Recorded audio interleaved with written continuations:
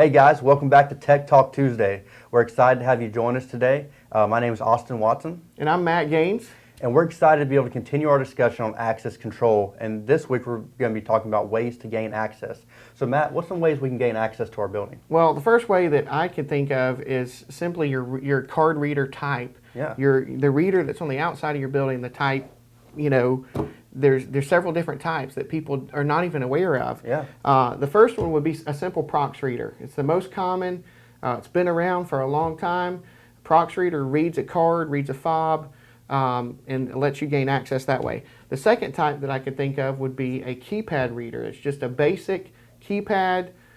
You can enter a PIN code. You can enter a series of numbers, however that's assigned to you in the access control system, to let you gain access.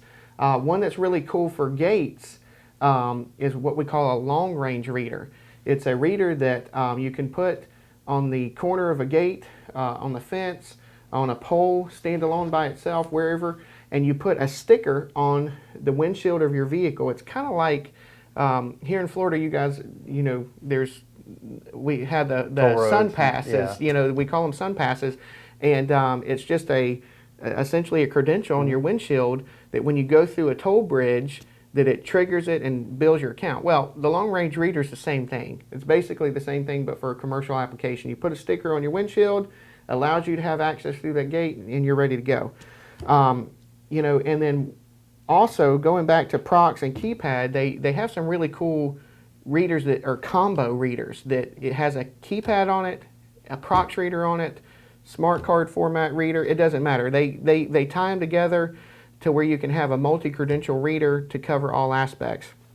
A couple new types of readers that are out there are NFC readers, near-field communication readers, that work with your smartphones, near-field communication devices. Speaking of smartphones, the other option that we have for readers are Bluetooth readers, Yeah. Bluetooth-enabled readers that will take a Bluetooth credential off your phone and allow you to gain access that way. Well, outside of just Prox and smart card readers and things like that, I know we have other types, like biometrics. So Matt, can you speak a little bit on that? Yeah, and Austin, I'm going to talk about the first two that I'm more familiar with, and the first one being a fingerprint reader. You just place your thumb or your index finger on the reader. It allows you to gain access. That thumb or fingerprint is assigned to you within the system. It's enrolled separately, so it's assigned to you. The second is a palm scanner. You put your whole palm down. It scans it front and back, and allows you to gain access the same way. And these, a lot of times, you see in really high security areas, such as in labor and delivery wards in hospitals, casinos, on vaults, all kind of different places. But why don't you tell us a couple new options that we might have? So a new option would be the facial recognition we have now. We've actually had the privilege to be able to demo one of these units, and it's been really cool. What it does is you enroll your credential is not a card or anything. Your credential is your face. So you get in front of it. It does some scans of your face. And basically what it acts like is it's a way that when you walk up to it, it takes your features on your face and is able to put that through a program, put that through as a credential, and unlock the door for you. It does all this within 0.3 seconds, which is pretty impressive.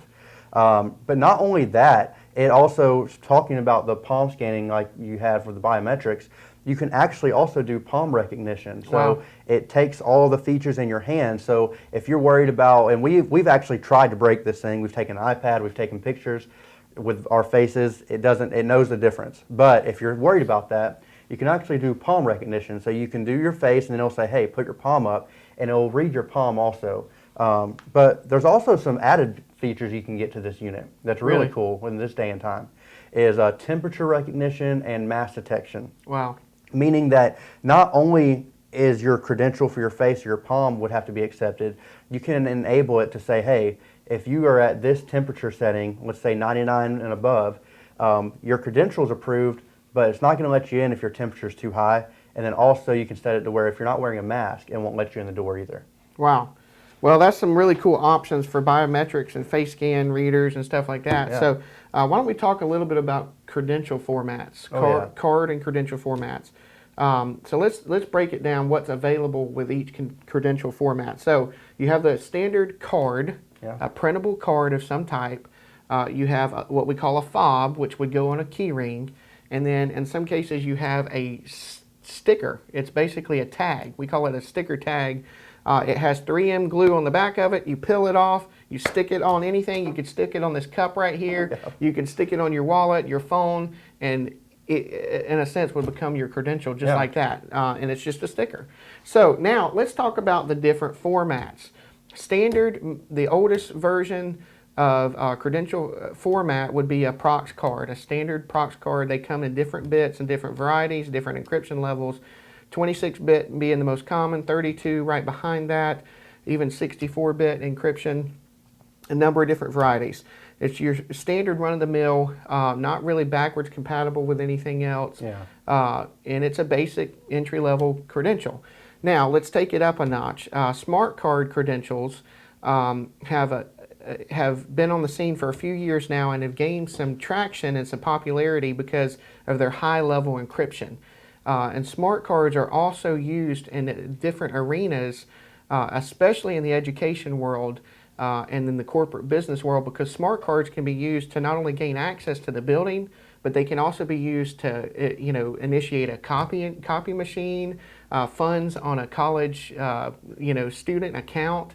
That you can put student data and student information on those cards. Wow. That way, they have one card that not only gets them into their dorm rooms and around campus, but actually keeps track of everything of what all their information as a student. So smart cards kind of opened up that wheelhouse, for lack of a better term, of accessibility all the way across the board. It can be used for more than one thing. So there's one other thing that I can think of, Austin, and you've seen this.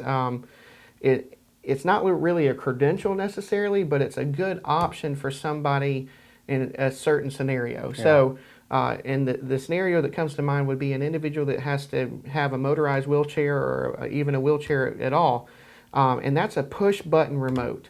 This push button remote can be triggered to allow people to gain access to a particular dorm room, a series of doors, a restroom, and it's something that person would keep on them at all times. It would be labeled in the system under their name and for their use, and when they trigger it, it triggers just like a card reader would, but in some cases that an individual might not be able to go up to the door and enter a PIN code or Yeah. enter that prox credential. This is a good option for them. Which we see all the time in our area with the colleges and stuff, the Right. dorm rooms that we've had to go and install and do different things for. So why don't you tell us a little bit about the new technologies that we referred to a minute ago with Bluetooth and near-field communication credentials? So your mobile credentials, it's still new and up and coming, but it's definitely gaining traction because people already realize, hey, I have my cell phone on me for everything else. Why not use it to be able to gain entry into my building as well? Different companies right now have different formats of mobile credentials. They're really cool. They have Bluetooth and NFC, so what you were referring to. And a lot of your card readers now are starting to get those, Incorporate that into them. So, but all you'd have to do is take your phone and just tap it up, just get near to the card reader, and it would act just like your card would. So it's a really cool, and right now they still have more formats and stuff coming out, but right now it's a really cool thing to look forward to in the future. That's awesome.